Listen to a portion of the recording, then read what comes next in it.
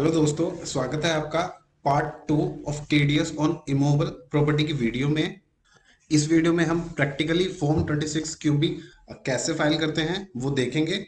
और जो इससे पहली वाली वीडियो है पार्ट 1, वो है थ्योरेटिकली, जिसमें हमने बातें की हैं कि सबसे पहले इमूवेबल प्रॉपर्टी का मतलब क्या होता है, कंसिडरेशन जो आप बायर को पे कर रहे हो या स्टैम्प ड्यूटी वैल्यू प्रॉपर्टी की कितनी होनी चाहिए कि आपको टीडीएस डिडक्ट करने की आपके ऊपर लायबिलिटी आए।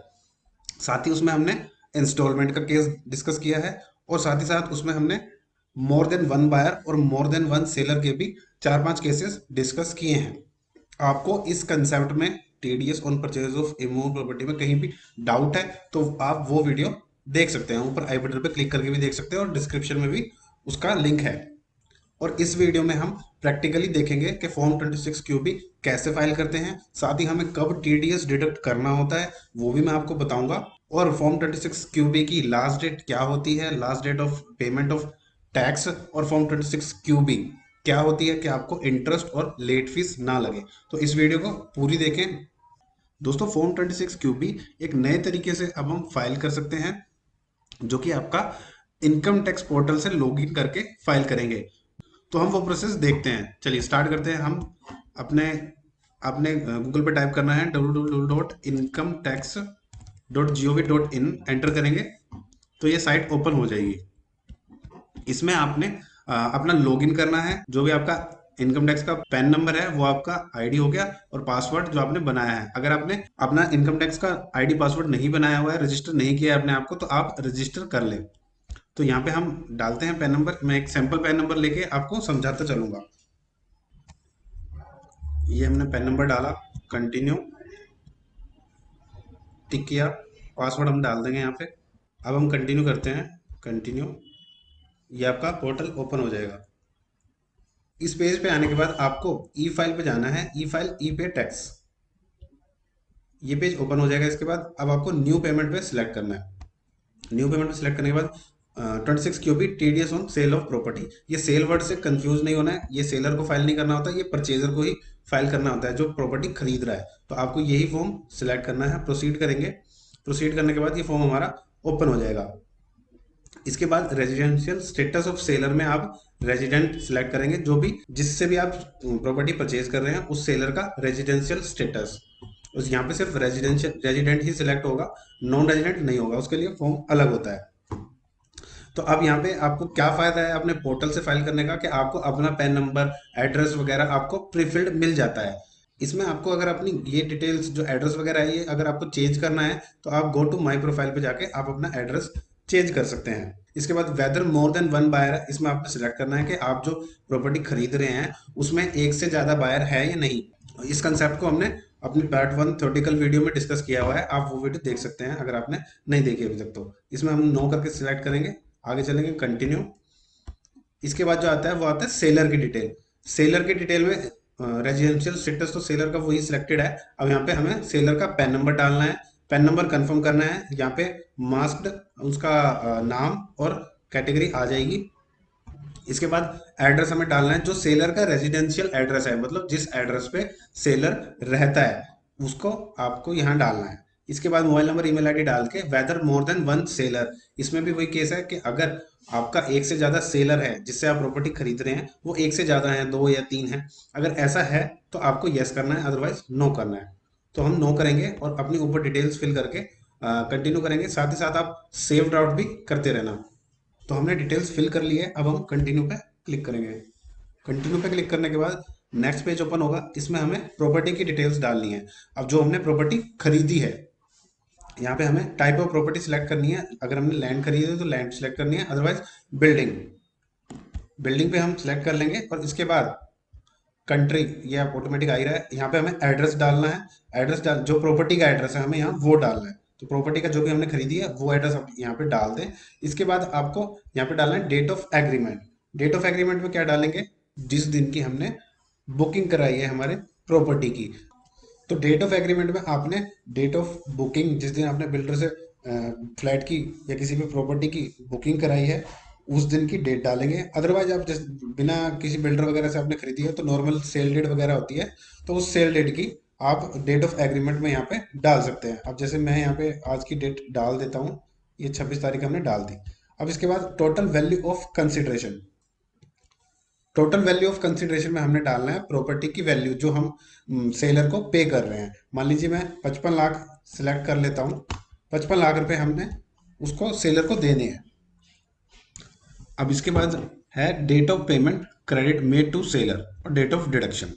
यहाँ हम बात करेंगे कि हमें टीडीएस कब डिडक्ट करना होता है, साथ ही उसे कब तक डिपॉजिट करना है, और फॉर्म 26 क्यू भी कब तक फाइल करना होता है। क्या लास्ट डेट होती है कि हमें ना कोई इंटरेस्ट देना पड़े और ना ही कोई लेट फीस देनी पड़े।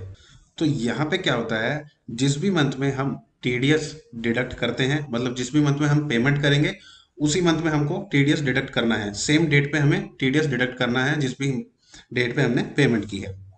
साथ ही उसको डिपॉजिट कब तक करना है, वो करना है उस मंथ के एंड होने के बाद अगले मंथ में 30 दिन तक हम उसको डिपॉजिट कर सकते हैं। और लास्ट डेट जो हमारी फॉर्म 26 क्यूबी की होती है वो भी मंथ एंड होने के 30 दिन तक ही होती है। अब जैसे मैंने डेट ऑफ पेमेंट जो सिलेक्ट कर लेते हैं, मान लीजिए 26 तारीख ही हम सिलेक्ट कर लेते हैं। अब इसकी लास्ट डेट क्या होगी कि हम टीडीएस डिपॉजिट कर दे कि हमें कोई इंटरेस्ट ना लगे, वो होगी आपकी 30 जनवरी 2023। क्योंकि दिसंबर का मंथ जब एंड होगा उसके बाद 30 दिन मतलब 30 जनवरी। और साथ ही फॉर्म 26 क्यूबी भी हमें 30 जनवरी तक फाइल करना है। बल्कि फॉर्म 26 क्यूबी फाइल जब हम करते हैं, फिल करते हैं, उसको जब सबमिट करते हैं उसके थ्रू ही हम टीडीएस डिपॉजिट करते हैं। तो दोनों काम हमें सेम टाइम पे करने पड़ेंगे। पहले आपको फॉर्म ही फिल करना है, चालान जनरेट करना है, या तो आप ऑनलाइन पेमेंट करेंगे या ऑफलाइन। एक और अगर हम एग्जांपल लें तो मान लीजिए नवंबर में 1 नवंबर को हमने पेमेंट करी हमारे सेलर को। अब उसकी लास्ट डेट क्या होगी, पहले तो सबसे पहले टीडीएस डिडक्शन की सेम डेट पे हमें टीडीएस डिडक्शन करनी होगी, मतलब एक ही तारीख को पेमेंट जो करेंगे। मान लीजिए मैंने उसको 10 लाख की पेमेंट करी है तो उसमें से 1% हमारा 10,000 पे मैं उसमें से डिडक्ट करके 9,90,000 उसको पेमेंट करूंगा। तो ये तो हमने टीडीएस डिडक्ट कर लिया। अब इसको डिपॉजिट करना है हमें नवंबर मंथ जब एंड होगा उसके 30 दिन तक। नवंबर मंथ एंड होने के बाद 30 दिन तक मतलब 30 दिसंबर तक मैं इस टीडीएस को डिपॉजिट कर सकता हूँ, करना ही है मुझे, ताकि लेट फीस इंटरेस्ट ना लगे। और फॉर्म 26 क्यूबी भी मैं 30 दिसंबर तक 2022 तक ही फाइल कर सकता हूँ। इसके बाद अगर करेंगे तो लेट फीस लग जाएगी, इंटरेस्ट लग जाएगा। तो ये छोटा सा कंसेप्ट हमने और समझा जो कि काफी इंपॉर्टेंट था। इसके बाद हम चलते हैं stamp duty value of property पे। स्टैम्प ड्यूटी वैल्यू कई केसेस में डिफर हो सकती है हमारी कंसिडरेशन से।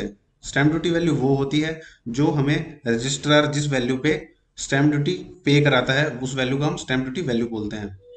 सर्कल रेट एक तरीके से आप कह सकते हैं। अब इसमें हम सेम वैल्यू फिलहाल डाल लेते हैं। इसके बाद हम चलते हैं पेमेंट टाइप में, इंस्टॉलमेंट या लमसम। आपकी जो भी पेमेंट टाइप है आप सिलेक्ट कर लेंगे। अगर आप एक साथ ही सारी पेमेंट कर रहे हैं अपनी प्रॉपर्टी की तो लमसम सिलेक्ट करेंगे, अदरवाइज इंस्टॉलमेंट।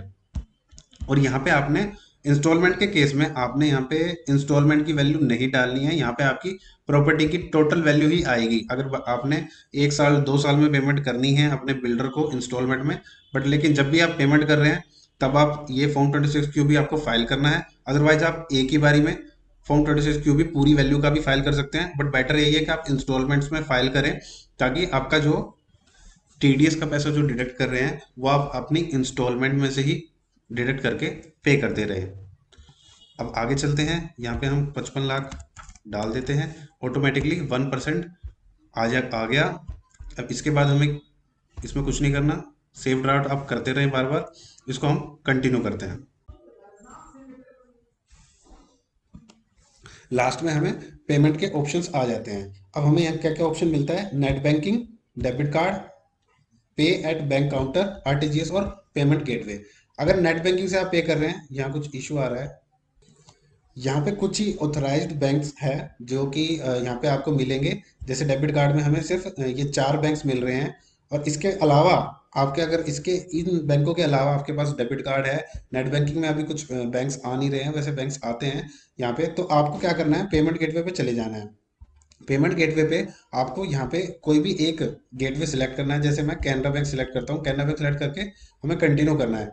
कंटिन्यू करेंगे तो इसके बाद हमारे पास ये जो फॉर्म हमने फिल किया है इसकी पूरी जो भी हमने चीज़ें डाली हैं वो आ जाएगी। अब यहाँ से वेरीफाई कर लेंगे। करने के बाद पे नाउ पे हम क्लिक करेंगे। पे नाउ पे जैसे ही हम क्लिक करेंगे तो आपको ये टर्म्स एंड कंडीशन एक्सेप्ट करनी होगी। एग्री करके सबमिट टू बैंक कर देंगे, इसको लीव करेंगे। यहाँ पे आपके पास बहुत सारे ऑप्शंस आ जाएंगे। आप यहाँ पे कोई भी डेबिट कार्ड या क्रेडिट कार्ड से आप पेमेंट कर सकते हैं। इसके अलावा आप नेट बैंकिंग के 44 बैंक्स सपोर्टेड है यहाँ पे। आप इनमें से जो भी आपका बैंक है वो सिलेक्ट करके पेमेंट कर सकते हैं। इसके बाद आपके पास यूपीआई का भी ऑप्शन मिल जाता है। यूपीआई में काफ़ी सारी यूपीआई की ऐप्स हैं जिससे आप पेमेंट कर सकते हैं। और अगर आपको ऑफलाइन पेमेंट करनी है, मतलब पे एट बैंक काउंटर पे जाके, आप ये पेमेंट गेटवे तो हमारा ऑनलाइन के लिए हो गया। अगर हम ऑफलाइन पेमेंट कराना चाहते हैं तो हम अपने टीडीएस को ऑफलाइन भी डिपॉजिट करा सकते हैं। वो कैसे? इस ऑप्शन को आपको सिलेक्ट करना है, पे एट बैंक काउंटर।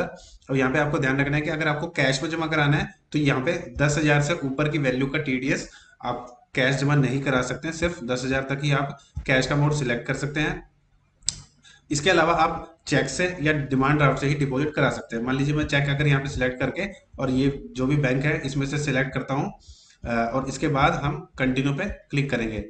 और ये इस पे क्लिक करने के बाद आपको ये फॉर्म आ जाएगा दोबारा। यहाँ से आप अपने डिटेल्स जो भी आपने फिल की है वो वेरीफाई कर सकते हैं और आपने कंटिन्यू पे क्लिक करना है। कंटिन्यू पे क्लिक करने के बाद डाउनलोड चलान फॉर्म हो जाएगा, चलान आपका बन जाएगा। इसके बाद आप बैंक में जाके अपने ये जो चलान बना है, ये देखिए ये जो चलान बन गया है, इस चालान को आपने साइन करके ले जाना है। और साथ में ही अगर कैश से आपने सिलेक्ट किया है 10,000 तक तो कैश ले जाएं, अदरवाइज चेक या डिमांड ड्राफ्ट से आपका ये डिपॉजिट होगा। तो ये हमारा प्रोसेस था टीडीएस का कि हम कैसे जमा कराएंगे और फॉर्म 26 क्यू भी कैसे फाइल करेंगे। तो दोस्तों ये चालान डिपॉजिट होने के बाद या अगर आप ऑनलाइन पेमेंट कर रहे हैं जिस भी मोड से, वो पेमेंट सक्सेसफुल होने के बाद आपका फॉर्म 26 क्यू भी सक्सेसफुली फाइल्ड हो जाता है। तो और यही प्रोसेस था फॉर्म 26 क्यू बी को फाइल करने का। होप आपके लिए वीडियो ये यूजफुल रही हो। कोई भी डाउट हो तो आप मेरे से कमेंट्स में पूछ सकते हैं। Thanks for watching.